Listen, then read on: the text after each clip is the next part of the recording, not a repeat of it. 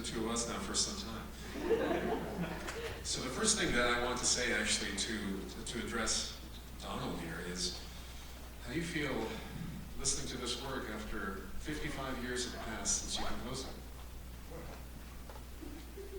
I'm quite moved by the success of this film. Can you all hear me? Yeah. My voice is very soft to begin with. It's a pleasure for me to revisit a piece that I thought didn't think much about until Daniel resurrected it, and he's played it so many times. It's his piece now. He plays it better than I could ever play it. That's nice of you to say. But you admit that you don't play it anymore. And besides, you're probably not thinking about this early work anymore, with so many decades since. Only when I see the film. I remember how happy I was. It was a wonderful period. I was free from any teacher, just writing on my own, whatever pleased me, having a wonderful time doing it. And I think that shows in this film, the moves that I had. Well, the film was really, to me, it was a labor of love, and I hope that's clear to you as an audience watching it. That it's not necessarily the well, how can I say this politely? It's not the easiest music to comprehend from the first hearing, and I don't think anyone would disagree with me. I don't think Donald would disagree with me on that. Although I think all composers want their music to be immediately understood. But this is not the type of music that is immediately understood, because it creates its own universe. And to understand it, you have to live inside of it. And I lived inside of this piece for 10 years. Of course, other musicals, not just this. I lived inside of this work for 10 years before I woke up one morning thinking that I should do something about this. And I should try to communicate that love that I have for this music to a general and a broader audience. And that was kind of the inspiration for this film. But before we go any further, I would be remiss in talking entirely about myself or about Don, because really the people who made this film are, some of them are here today. So I'd like to find them in the audience. So first of all, the editor of this film, who really just put this thing together, and without whom none of this would be possible, and that is Bodine Bowling. There she is right there.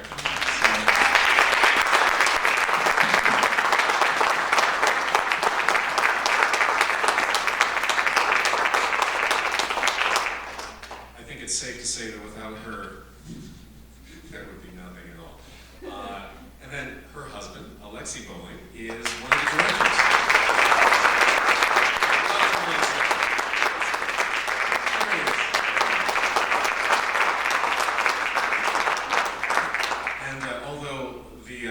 Our other director, as sound engineer, Engin Ufuk Kaplan, could not be here, but I thank him nonetheless. And also additional sound engineering by a colleague of Don's, actually, Mark Rubenstein. So you see, we have a very small family in this film. And sometimes people ask me, well, did you direct? Did you produce? What was your role in this? And I said, well, there's so few people that we all did everything pretty much. I sometimes feel that Alexei was playing. Sometimes I asked him to substitute for me at the piano. But we all wore multiple hats. You know, when Daniel asked me to make this film, I was really flattered because nobody ever made a film about me before. But on the other hand, he'd never made a film before himself. This is his first film. So this is a true opus one. I see. I can tell you, it exceeded my expectations. It was really, I think you deserve the applause.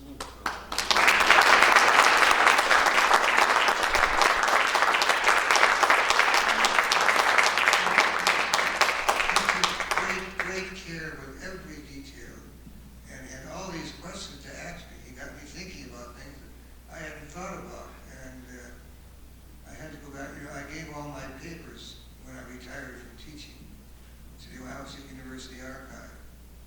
Gobs of letters, including the letter from Nadia Boulanger that you saw, and the letter from Russ McGinney. And I hadn't looked at these things in years, and he made me resurrect them because he asked all these questions. So he did. He encouraged the research, and it was your dogged determination to find out. Emails all the time asking questions. What about this? What about that? What was I thinking here? What was I thinking there? And I recalled that I had some of these documents in the archive, so I went and got them.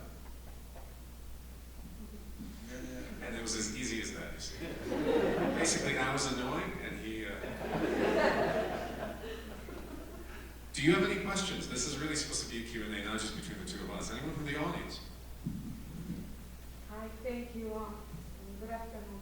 I would like to know if you, from the point of this love, these interactions, will you talk together to compose something new? Have the two of us, in our interaction, composed, or will we compose something new? I'm going to throw it to the composer. I'd love to write a new piece for you. I did follow this piano sonata years later, in the 1970s, I believe. Was it the 70s? The 80s, Beliavsky. That's right. Beliavsky from the 70s. From the 70s, which was another sort of breakthrough piece for me. It was a rather long piece for piano solo.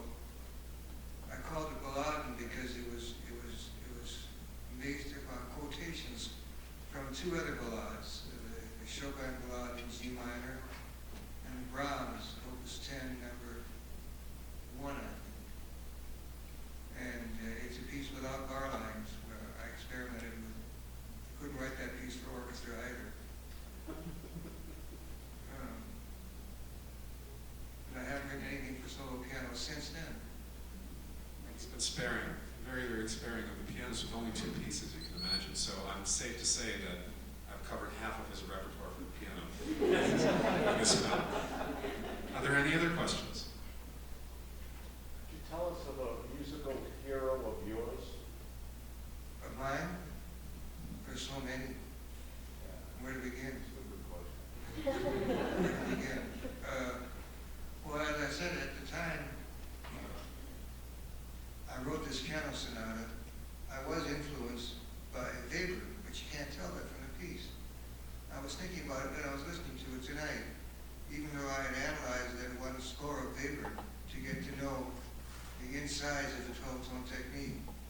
It doesn't sound like Weber in any worse. So, I've been greatly influenced by Alvin Berg, for example. And I am the co-editor of the Berg-Schoenberg correspondence, which WW1 published years ago now. Stravinsky is very important to me. Bartok. A lot of composers, the classic composers, always. I try to pick up a different score every day, just to look at it, just to get to know it again. A little bit like rereading novels you've read before. I like to reread scores that I've studied for years that mean a lot to me. But I can't say I've got a favorite composer. It's music. I just love music. I try to learn something new every day.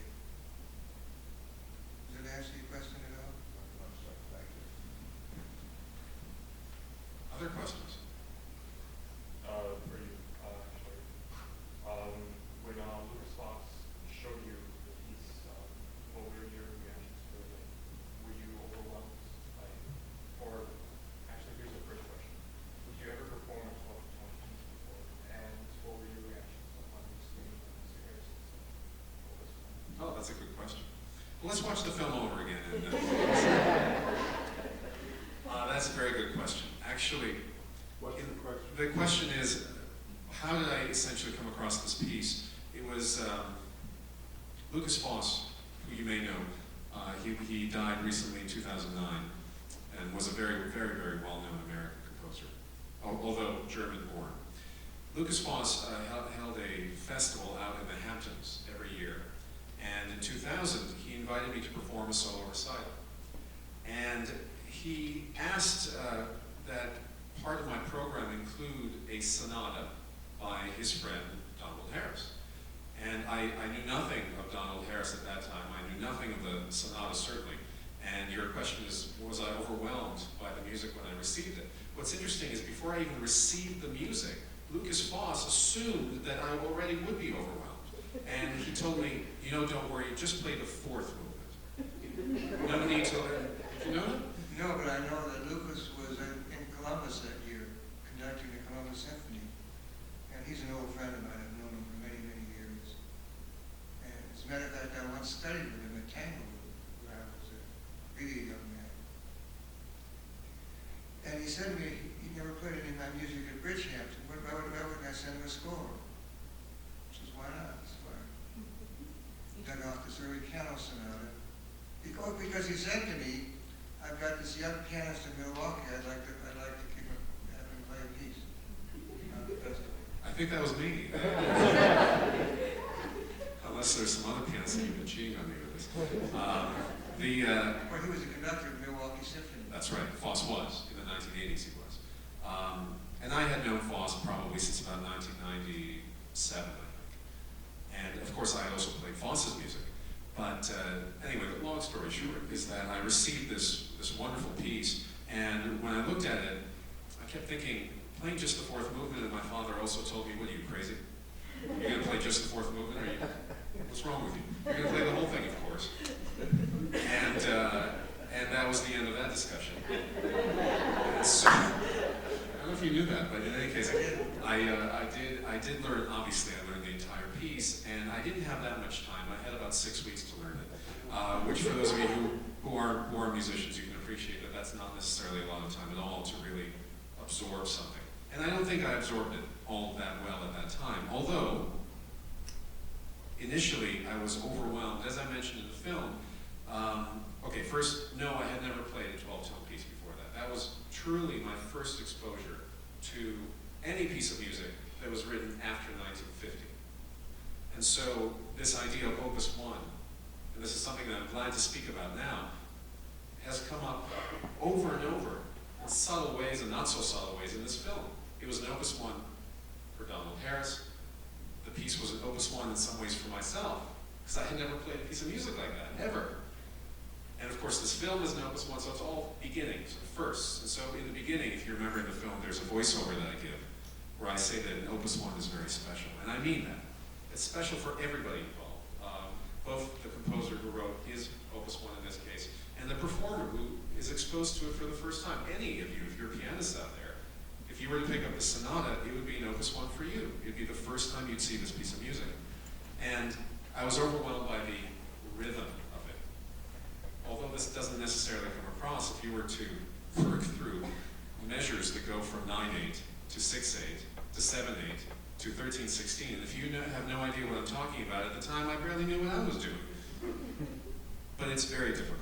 And so a piece like this, I mentioned earlier, forces you into its own universe. It doesn't come with those same assumptions that a piece by Chopin does, or a piece by Beethoven. They are great works of art in their own sense, but they all come with a, let's say, pre-installed tradition. There's a Chopin variation. There is, in the fourth movement. Yeah. But what I mean is, largely speaking, I had to figure out the genre and the aesthetic of the piece just based on the piece itself, not because of some continuing tradition that I could refer to, like I could with a piece by Bach, or Chopin, or Schubert, or any of those earlier composers. Hence the film about a living composer. That's what's so important about this. I couldn't go back and talk with Beethoven. He wouldn't hear me anyway.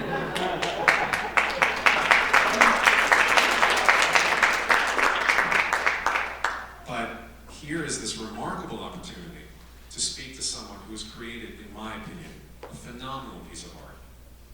And I get to, as Donald said, bug him with emails and questions to get to the bottom of what's going on. You know, you talk about a phenomenal piece of art. I don't think of it in that way. It's, I always think about the next piece I'm writing. I think most composers I know don't feel comfortable with what they've written. They've got to keep on writing, doing something better, find a better way of doing it. So if you like a piece, I'm very happy. But I can't consider it phenomenal. Well, we'll have to disagree on that.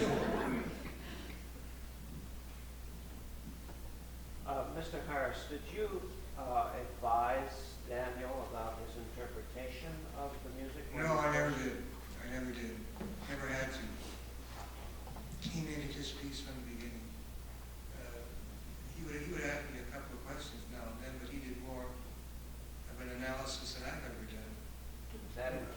with your own approach to teaching? I'm sorry, what did you Is say? that in keeping with your own approach to teaching? I like to let my students develop what their own mind dictates, yeah. Yeah, I don't impose a style or a method. Well, I should say as an anecdote, Mr. Harris, first of all, is extremely modest, as you can see. I mean, a genuine human being, really. And even if and I'm sure I had wrong interpretations along the way. In fact, once in 2001, I came to play this piece in Ohio,